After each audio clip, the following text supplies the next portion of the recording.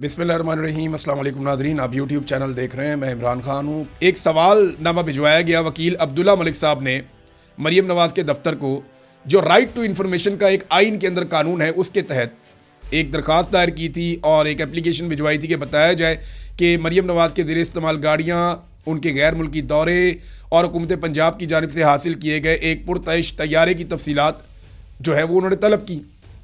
बताएं हमें इनकी तफसीलात।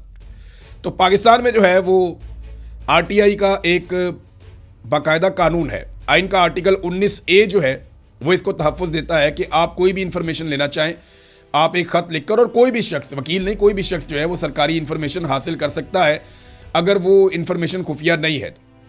तो नाज़रीन, जो दरखास्तें जमा कराई मुस्तरद हो गई, यानी इन्होंने डिनाई कर दिया कि आपको हम नहीं बताते कि हमने कितने पैसे खर्च किए मरीम नवाज़ के ऊपर। पिछली दफ़ा मैंने आपको बताया ना कि इन्होंने अरबों रुपया फूंक दिया पाकिस्तानियों को, और इनका मंसूबा ये है कि ये 50 अरब रुपया पाकिस्तानियों का लगा देंगे 5 साल में मरीम नवाज़ और नवाज शरीफ की ज़ाती तशहीर के लिए, और ये सोशल मीडिया इन्फ्लुएंसर को पैसा दिया जाएगा। यानी आपका पैसा ज़्यादातर सोशल मीडिया के पास चला जाएगा, और बाकी अखबारात वगैरह को भी दे रहे हैं और टीवी चैनल्स को भी दे रहे हैं।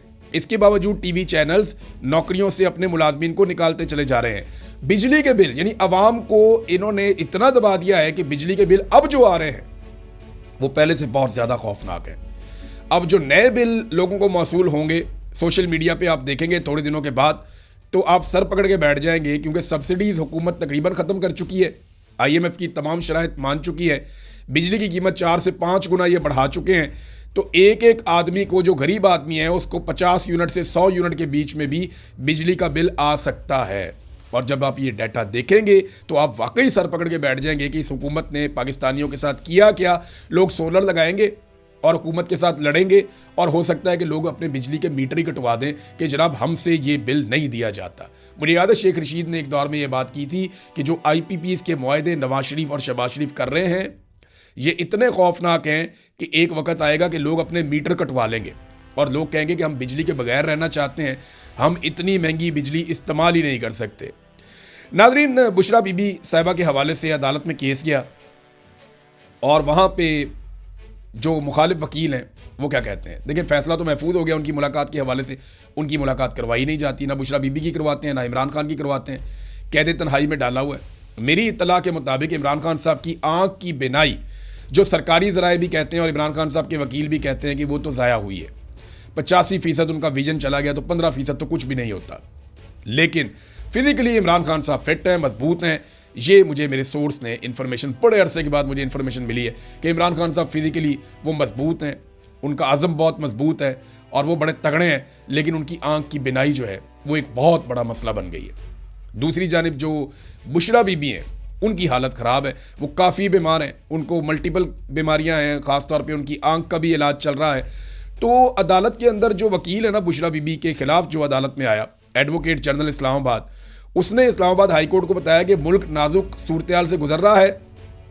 और ये नाजुक सूरत से कैसे गुजर रहा है, उन्होंने ये बताया कि जब बुशरा बीबी की बहन, जिनका नाम मरियम वट्टू है, ये जब मुलाकात होती है ना, तो ये फैमिली उनको बता देती है कि मुलाकात में क्या बातें हुई, और वो बाहर से बैठकर ट्वीट कर देती हैं, और कहानी कहाँ से कहाँ पहुँच जाती है। तो मुल्क जो है ना वो नाजुक सूरत से गुजर रहा है। यार, ये किस तरह का मुल्क है जो एक कैदी खातून, जो साबिक खातून अव्वल है, उसकी जेल के अंदर जो हालत है, उसकी खबर बाहर आ जाने के ऊपर, या एक मरियम वट्टू नामी एक खातून है, वो बाहर से बैठकर अगर एक ट्वीट कर देती हैं अपनी बहन की हालत के ऊपर, तो इससे मुल्क के हालात ख़राब हो जाते हैं।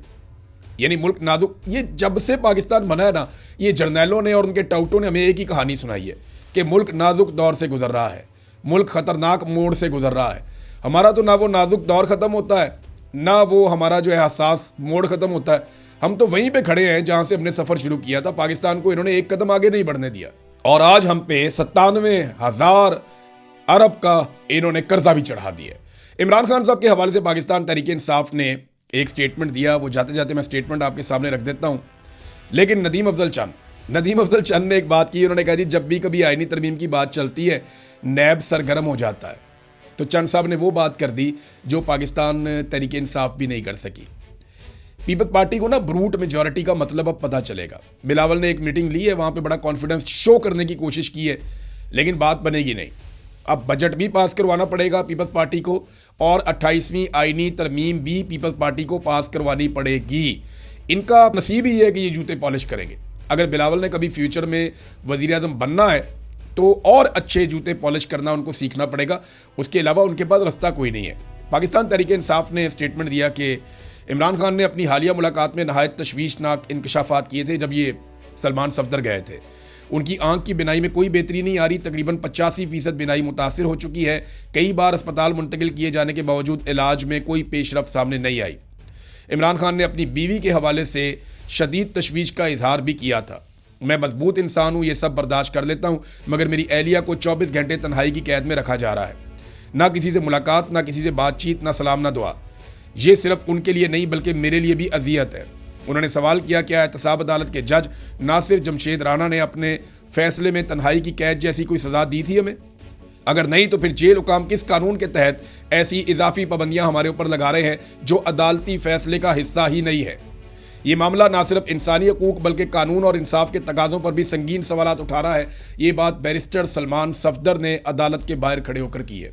एक सवालनामा भिजवाया गया वकील अब्दुल्ला मलिक साहब ने मरियम नवाज के दफ्तर को, जो राइट टू इन्फॉर्मेशन का एक आइन के अंदर कानून है उसके तहत एक दरख्वास्त दायर की थी और एक एप्लीकेशन भिजवाई थी कि बताया जाए कि मरियम नवाज के ज़ेर इस्तेमाल गाड़ियाँ, उनके गैर मुल्की दौरे और हुकूमत पंजाब की जानिब से हासिल किए गए एक पुरतइश तैयारे की तफसीलात जो है वो उन्होंने तलब की।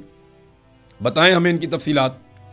तो पाकिस्तान में जो है वो RTI का एक बाकायदा कानून है। आइन का आर्टिकल 19A जो है वो इसको तहफ़्फ़ुज़ देता है कि आप कोई भी इंफॉर्मेशन लेना चाहें, आप एक ख़त लिखकर, और कोई भी शख्स, वकील नहीं, कोई भी शख्स जो है वो सरकारी इंफॉर्मेशन हासिल कर सकता है अगर वो इंफॉर्मेशन खुफिया नहीं है।